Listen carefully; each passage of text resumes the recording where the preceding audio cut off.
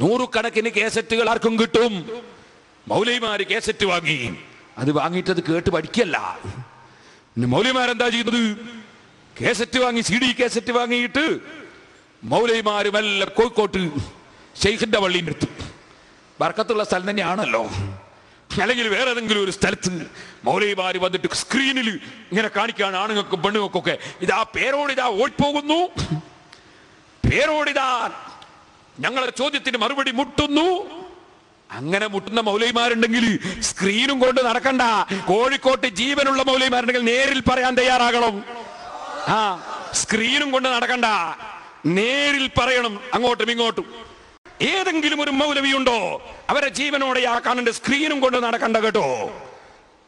നമ്മളെ പ്രസംഗത്തിന്റെ അത്ര അങ്ങേ തലയും അങ്ങോട്ട് കട്ടുകളിയാ, ഇങ്ങേ തലയും കട്ടുകളിയാ. എന്നിട്ടോ ഞാൻ ചിലപ്പോ മുജാഹിദ് ഇങ്ങനെ പറയുന്നു എന്ന് പറഞ്ഞ് ചില കാര്യം ഉദ്ധരിക്കൂ, അതിന്റെ മറുപടി ശേഷം ഞാൻ പറഞ്ഞിട്ടുണ്ടാവും, അതിവർ കേൾപ്പിക്കൂല. അപ്പൊ മുജാഹിദ് ഇങ്ങനെ പറയുന്നു എന്ന് പറഞ്ഞാൽ അതും കേൾപ്പിക്കൂല. എന്റെ പേരോട് ഇതാ സമ്മതിക്കുന്നു എന്ന് അറിയൂ, അത് നിങ്ങളെ വാചകം ഉദ്ധരിച്ചതാ. അവർ സാധാരണ പതിവാണത്. അങ്ങനെ ഒന്നും ഞങ്ങൾ ഇവിടെ ഇട്ടിട്ടുണ്ടോ? എവിടെ ഇട്ടിട്ടില്ല. എന്നിട്ട് ജീവനുമായി ഇങ്ങോട്ട് വാ, മുന്നിക്ക് വാ, സ്ക്രീനും കൊണ്ട് നടക്കണ്ട. ജീവനുമായി ചെന്നപ്പോ നേരത്തെ കണ്ടല്ലോ ഫസ്റ്റ് ക്ലിപ്പില്, ജീവനുള്ള മുജാഹിദ് പ്രവർത്തനം ചെന്ന് ചോദിച്ചപ്പോ ഏതെങ്കിലും ഞങ്ങൾ വെട്ടിയോ? ആ ഭാഗം മുഴുവനാണ് കേൾപ്പിച്ചു. ഇനി അതിന്റെ അപ്പുറം കേൾപ്പിക്കാനുള്ളത് അതിലേറെ കുടുങ്ങനാണ്. ഞങ്ങൾക്ക് വഴല് പറയേണ്ടതെന്ന് കരുതിയിട്ട് ഞങ്ങൾ കുറച്ചാണ് ഒഴിവാക്കിയതാ, ആ ഭാഗം മുഴുവട്ടു. പക്ഷേ പേരോട് പറഞ്ഞ പണി ഇപ്പൊ സഖാഫി കുട്ടികളാണ് ചെയ്യുന്നത്. അതിലൊരു ഭാഗമാണ് അടുത്ത് കേൾക്കുന്നത്. ഇവിടെ വന്ന പ്രസംഗത്തിന്റെ ഭാഗമാണ് ഞാൻ വിശദീകരിച്ചത്. തൊപ്പി ധരിക്കണോ തലമറക്കണോ എന്നൊക്കെയാണ്. മഹാനായ പ്രവാചകൻ ഒരിക്കൽ പോലും തൊപ്പി ധരിച്ചിട്ടില്ല. അദ്ദേഹം തലമറ അള്ളാഹുവിന്റെ റസൂൽ ഒരിക്കൽ പോലും അതേതായാലും അംഗീകരിച്ചോളൂ. അള്ളാഹുവിന്റെ റസൂൽ സഹീഹുൽ ബുഖാരിയിലുണ്ട്, മുസ്ലിമിലുണ്ട്, തുറമയിലുണ്ട്. ബഹുമാനപ്പെട്ട അഹ്മദ് റളിയല്ലാഹു മുസ്ലിമിൽ 75ഓളം ഹദീസുകൾ അത് സംബന്ധമായിട്ട് തലമറച്ചതിന് വളരെ വ്യക്തമായി കൊണ്ട് തന്നെയുണ്ട്. ഇനി ഇയാൾ പറയാം അള്ളാഹു റസൂൽ തലമറച്ചിട്ടില്ല, കൂട്ടരെ എവിടുന്നങ്ങൾ വണ്ടിയിലുണ്ട്. ഇനി ഇയാൾ പറയാം അള്ളാഹു റസൂൽ തലമറച്ചിട്ടില്ല, കൂട്ടരെ എവിടുന്നങ്ങൾ വണ്ടിയിലേത് തന്നെയുണ്ട്. ഇനി ഇയാൾ പറയാം അള്ളാഹു റസൂൽ തലമറച്ചിട്ടില്ല, കൂട്ടരെ എവിടുന്നങ്ങൾ വണ്ടി. ഈ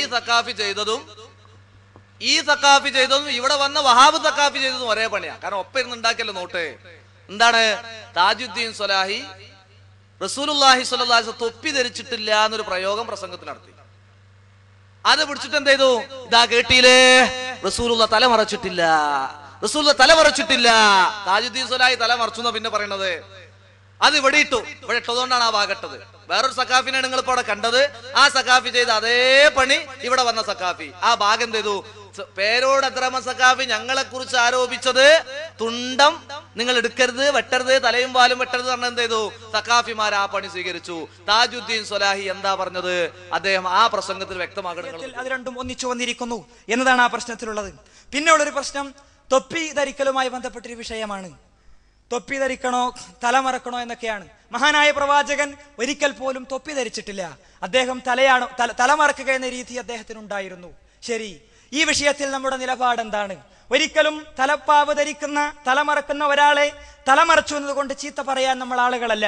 ഒരിക്കലും തലമറക്കുന്ന ആളുകൾ മോശക്കാരാണെന്നോ അല്ലെങ്കിൽ തലമറക്കുന്ന പ്രവർത്തനം മോശമാണെന്ന് നമ്മൾ പറയില്ല. ഒരുപക്ഷെ ആ തലപ്പാവ് ധരിച്ച വ്യക്തിയെ സംബന്ധിച്ചിടത്തോളം, അദ്ദേഹത്തിന്റെ ആദർശത്തെ സംബന്ധിച്ചിടത്തോളം നമ്മൾ വിമർശനങ്ങൾ ഉന്നയിക്കാം.